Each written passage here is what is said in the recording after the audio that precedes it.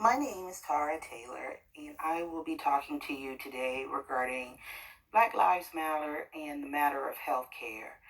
So, I want to start out just by asking the question, why do Black people get sicker? Or why do we die earlier than other races?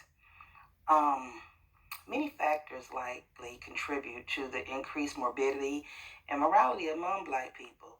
It is undeniable, though, that one of those factors is the health care that we receive from our providers. Black people simply are not receiving the same quality of health care that our white counterparts are receiving. And this second-rate health care is shortening our lives. In an analysis by researchers at Yale University and the University of Pittsburgh, they found that Black people are more than 3.5 times more likely to die of COVID 19 than white people. And Latino people are nearly twice as likely to die of the virus than white people. It was reported by the state of Michigan that Black people make up 14% of the state's population, but account for 41% of the coronavirus deaths. In the state of Illinois, Black people make up 14% of the population, but account for 32.5% of the coronavirus deaths, according to the state's Department of Public Health. In the state of Louisiana, where Black people make up about 33% of the population, their governor, John Edwards, said in April that Black people account for more than 70% of the state's coronavirus deaths. 70%, with the majority of those fatalities taking place in New Orleans. So when we start looking at this, we look at what I looked at what the American Medical Association asks as far as the questions as to why Black communities seem to be at greater risk. The answer they came up with was three things: pre-existing conditions such as diabetes, hypertension, and obesity that disproportionately impact the African American community, or essential jobs that are not in the health profession, including bus drivers, train operators, and custodians, are overrepresented by communities of color.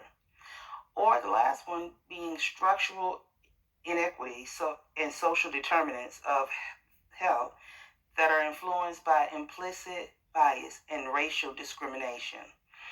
So I chose to want to look more into these structural inequities and social determinants that are impacting our healthcare.